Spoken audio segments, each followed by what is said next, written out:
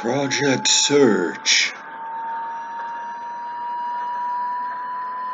Hello, it's Danny again, and I have an important presentation.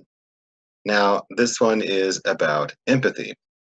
Empathy is really a cornerstone of your relations with the people around you, and it's very important in the workplace. So please pay attention. I don't think I even have to tell you anymore. There will be a quiz on this material. Project Search UTMC Remote Learning presents The Importance of Empathy in the Workplace. What is empathy? Empathy is understanding and sharing another person's emotions. To have empathy, you must allow yourself to imagine what another person must be feeling and put yourself in their shoes. Empathy is very important to building trust among coworkers. Here are some questions to get things started.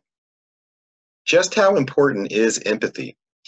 The late film critic Roger Ebert once said, "I believe empathy is the most essential quality of civilization." You can find similar quotes about empathy from many famous people, and they all come down to the same basic idea. Without empathy, society just wouldn't work. How can I make sure I use empathy in the workplace, you might ask yourself. This presentation will provide the basic steps you need to take each day in order to use empathy in the workplace and in other areas of your life as well.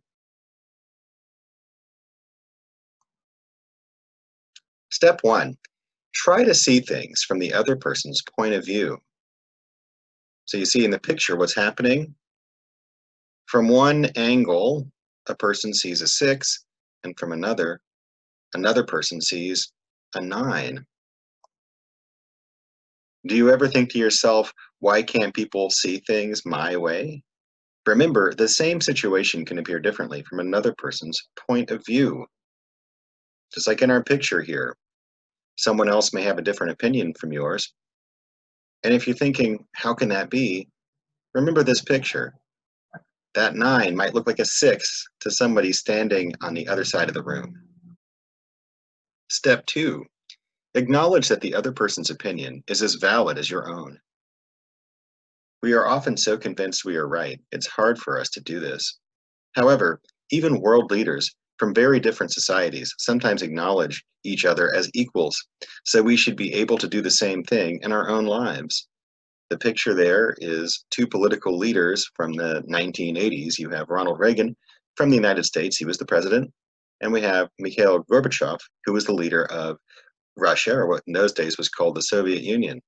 And officially, they were definitely enemies, the United States and the USSR, but their two leaders were able to come together and make some important decisions together by respecting each other and by having empathy for each other's situation. Now, we can all do this in our own lives over matters that are surely not quite as important to the entire world. Step 3, examine your attitude. Are you more concerned with getting your way, winning, or being right? Or is your priority to find a solution, build relationships, and accept others?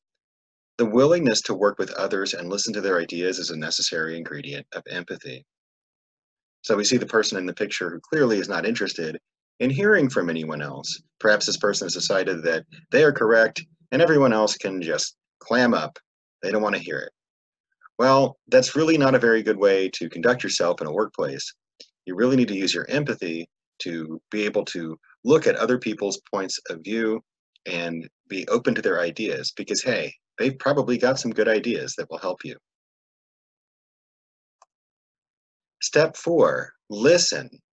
And don't just listen, but listen actively. So we've gone over this a few times. Active listening, it pops up a lot because it is so important in so many ways. So we listen and we think about what we're being told. And then, and only then, do we speak.